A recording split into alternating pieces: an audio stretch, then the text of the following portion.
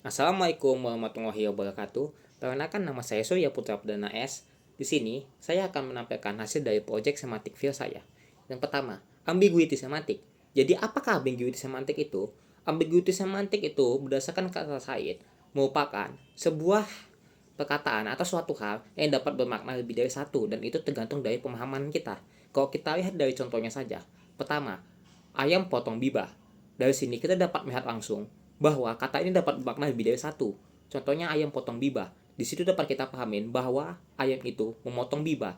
Namun, maknanya yang kalau kita sadari adalah ayam potong milik bibah. Kemudian, selfish, how much. Meme ini menunjukkan bahwa kata selfish itu sendiri memiliki makna lebih dari satu jika kita paham konteksnya. Ketika kita mendengar kata selfish, mungkin ada yang menganggap, wah, ada yang menjual ikan, atau wah, ada yang bilang aku sombong. Maka dari meme ini mengatakan dia mengira bahwa ada yang menjual ikan. Maka dikatakan how much, sehingga membuat orang salah sangka. Kemudian ada yang dinamanya dijual Ewin. Dari katanya saja kita sudah dapat sadar bahwa ini merupakan kalimat yang sangat ambigu. Yang seharusnya ruko dijual atas nama Ewin, silahkan hubungi nomor di bawah ini. Namun malah disebut dengan kata dijual Ewin, sehingga dapat membuat orang kebingungan apakah yang dijual ini Ewin atau rukonya. Kemudian kita lanjut yang menamakan implikator semantik, atau yang bisa kita sebut sebuah kata yang bermakna lainnya atau mengimplikasikan sesuatu. Contohnya, jadi ada salah satu contoh yaitu IT memang bulan-bulan sibuk, tapi Zaf mengatakan I say sibuk dengan tanda kutip. Apa maknanya? Di sini Zaf tidak benar-benar mengatakan orang tersebut sibuk, tapi hanya berpura-pura sibuk dengan mengutamakan tanda petik. Dia itu mengimplikasikan bahwa orang tersebut itu tidak benar-benar sibuk, hanya berbohong saja, atau hanya ingin terlihat sibuk.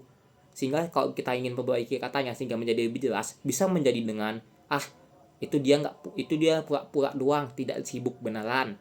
Baru kemudian dari perkataan Raffi merespon dari perkataan Dava, ajak aku lah, aku mau pakai akun abangku. Kemudian Raffi merespon, takut kamu sibuk sama bubuk, yang dimana dia mengindikasikan atau mengimplikasikan dia tuh mau aja ngajak si Dava, tetapi dia takut si Dava itu sibuk bermain dengan ceweknya sehingga tidak mau mengganggu. Kemudian ada kata Petruk yang merespon dari perkataan Rizky Bull, info ada skin bagus nggak? Baru Petruk mengatakan when ya. When ya ini di sini mengimplikasikan bahwa Petruk juga pengen skin kayak bagus yang seperti itu. When ya ini merupakan kata yang sangat populer yang merupakan sebagai slang untuk zaman sekarang. When ya itu sendiri bisa kita kapan ya. When ya itu bisa dipakai ketika kita ingin sesuatu tapi tidak ingin secara langsung mengatakan aku pengen hal itu. Kemudian ada yang namanya deiksis semantik yang merupakan kata Said yang dimana kita menunjukkan sesuatu itu baik dia atau merupakan time indikator tapi tidak jelas kapan. Contohnya, kami masuk sama dia nanti yang dikatakan oleh Muhammad Nur Ihsan.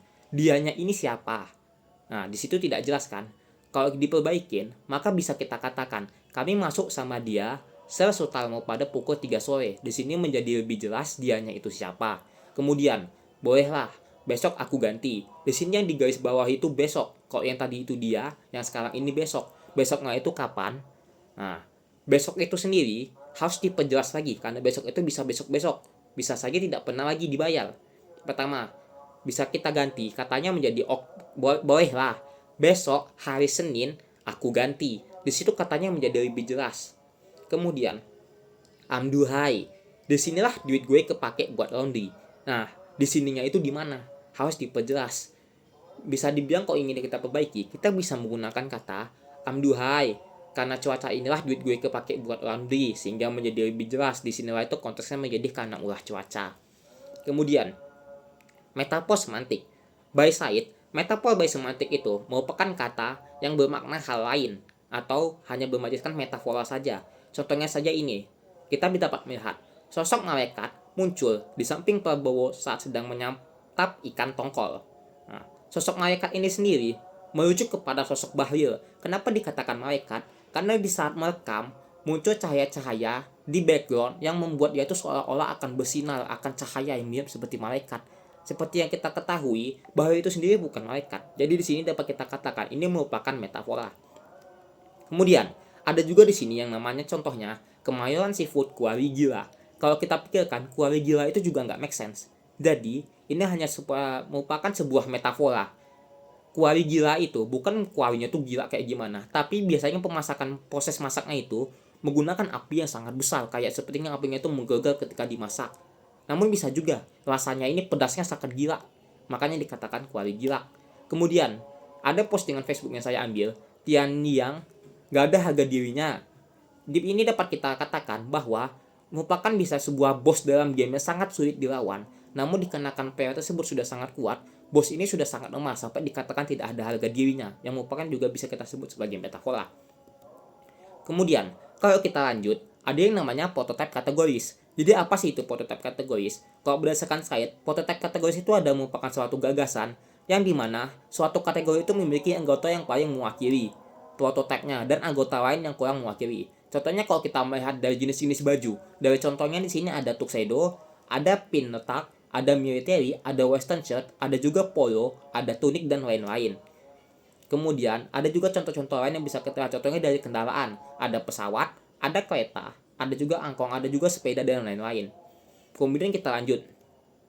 Semantic loss. Apa sih semantic loss itu? Semantic loss itu adalah peran makna dalam kalimat yang menunjukkan siapa melakukan apa. Contohnya aja kalau dari sini kita lihat, malas, gue malah dulu bentar, entar gue balik lagi. Nah, di sini siapa sih pelakunya? Pelakunya itu adalah gue atau aku. Kemudian apa tindakan yang kulakukan? Yaitu aku tuh malah terus nanti balik lagi. Baru kemudian di sini ada yang namanya contoh kedua, yaitu pakai apa? Coba pakai gayung. Di sini siapa sih pelakunya? Pelakunya ini aku. Terus melakukan apa? Melempar seseorang pakai gayung. Kemudian ada contoh lain. Oke, gua ke kos Sulai pulang sekolah. Di sini pelakunya bisa disebut gua itu adalah dia. Apa yang akan dilakukan? Dia tuh mau ke kosku ketika pulang kelas. Kemudian ada yang namanya politeness semantik. Apa sih itu politeness semantik? Politeness semantik itu membahas makna bahasa yang berkaitan dengan kesopanan dan hubungan sosial. Pilihan kata yang harus menunjukkan sikap sopan. Contohnya kalau yang bisa kita lihat di sini dan dikatakan oleh Nurin Damia. Assalamualaikum Pak. Maaf mengganggu waktunya. Apakah benar hari ini ada ujian verifikasi kelulusan sertifikat Mahat Pak? Kira-kira kelas apa yang duluan Pak? Taruf, tafaku, atau tarum Pak? Di sini Nurul Damia berusaha bertanya kepada dosen yang mengurus Mahat. Kira-kira untuk ujian kelulusan sertifikat itu siapa sih yang duluan? Apakah kelas ta'aruf, kelas tafaku, atau tarum? Di sini dia mengucapkan dengan sopan sehingga menjaga face image dia agar tidak kelihatan tidak sopan dan juga membuat pihak lain menganggap agar dia itu merespon dengan baik. Kemudian ada juga Assalamualaikum warahmatullahi wabarakatuh. Mohon maaf Pak, izin mau bertanya Pak, untuk sertifikasi Mahat kami bagaimana ya Pak? Soalnya nggak ada kabar sampai sekarang Pak. Di sini dia juga bertanya tentang surat sertifikasi Mahat yang telah dilakukan.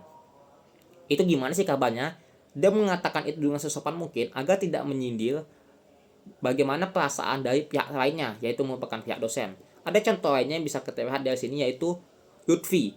Assalamualaikum abang kakak kawan sekalian. Maaf mengganggu waktu weekend abang, kakak kawan sekalian. Aku cuma mau tanya. Dari kita sih kita seakan dapat melihat bahwa dia itu sedang menjaga image-nya. Jadi image itu kok ini saya bilang ada dua, image positif dan juga image negatif. Di sini Lutfi sangat ingin menjaga pandangan dia agar tidak dianggap tidak sopan oleh kakak-kakak cuttingnya. Dapat dikatakan dengan ucapan seperti ini, sepertinya dia sangat menganggap bahwa hierarki itu sangat penting dalam pendidikan, sehingga dia menggunakan sampai sesopan ini. Kemudian, ada contoh yang dinamakan speech art semantik. Jadi apa itu? Yaitu menjelaskan bahwa berbicara juga berarti melakukan tindakan. Kalimatnya itu contohnya seperti Assalamualaikum, please be in our class now to start our class. Jadi pihak pembicara itu yang merupakan sekalayo menyuruh untuk kami siap-siap di kelas karena kelasnya akan segera dimulai. Kemudian ada aku yang merupakan seorang pembicara memberitahukan kepada kelas, Sir Taufik insya Allah masuk, tolong kerjakan tugasnya. Di sini yang diharap itu tolong kerjakan tugas. Jadi aku secara sopan meminta kelas, meminta teman-temanku untuk mengerjakan tugas yang sudah diberikan oleh Sir Taufik. Kemudian, Assalamualaikum, izin memberikan tugas video konsekutif mem. Di sini, saya ingin memberikan merupakan tugas yang sudah diberikan oleh Mem Kurnia. Dan saya ingin mengumpulkan tugas tersebut. Sehingga yang bisa diharap adalah memberikan tugas video dan juga mohon izin. Kemudian, kita lanjut ke yang namanya lexical relation. Apa sih lexical relation itu? Yang dimana merupakan ada sebuah kalimat yang katanya maknanya itu bisa disebut timbal balik. Contohnya di sini yang bisa kita lihat, yaitu besar kecil enggak, besar kecil aja enggak, Di situ juga merupakan besar kecil merupakan sebuah kalimat reciprocal relation yang dimana besar dan kecil itu merupakan timbal balik. Ada juga hidup mati kakak ada di map itu. Konteksnya ini yang dimana ketika kakak saya meninggalkan map yang berisi ijazah dia ketika kuliah, sehingga dia panik, sehingga dia mengatakan hidup mati kakak ada di map itu, seolah-olah itu benar-benar hal yang penting sehingga mempengaruhi hidup dan matinya. Kemudian ada kata Desti di sini nanti yang di sini panas dingin get. Ini tuh konteksnya ketika ada sebuah dosen yang membuat dia tuh tidak nyaman, sehingga Get satu menyarankan hal yang agak kurang pantas dihadapkan disampaikan di depan dosen. Jadi di sini Desti mengatakan nanti di sini panas dingin Dad. Yang dihighlight itu tentu saja panas dinginnya merupakan sebuah reciprocal relation. Kemudian kalau kita lanjut ada yang namanya reference semantik. Jadi apa sih itu? Adalah hubungan antara kata dan benda atau orang yang dirujuk di dunia nyata. Beberapa contoh yang kita lihat contohnya bisa dilihat contoh pertama, chat, be honest. Does this suit me? Yang di sini menunjukkan suit itu adalah dua. Yang pertama, apakah ini cocok dengan saya? Kemudian, suit itu merupakan kemeja. Apakah ini cocok dengan saya kemeja ini? Jadi kok dalam bahasa Inggris tentu saja ini sudah menunjuk referensi semantik. Kemudian, what do you call a well-balanced horse? A stable. Stable ini tidak hanya menunjukkan bahwa sesuatu itu stabil, namun juga termasuk ke dalam sebuah tempat kandang kuda yang dimana contoh konteksnya di sini ini merupakan gambar anime yang dimana kuda itu merupakan seseorang wanita yang memiliki bagian kuda. Kemudian, I don't like stairs, they always go up to something. Nah, di sini juga menunjukkan langsung kepada tangga. Yang dimana kalau bisa bilang ini merupakan dead joke, yang dimana tangga itu sendiri selalu menuju ke atas. Sehingga ini merupakan dead joke yang dimana kita seolah-olah curiga terhadap tangga. Oke, mungkin itu saja. Jika ada kesalahan mohon maaf. Assalamualaikum warahmatullahi wabarakatuh.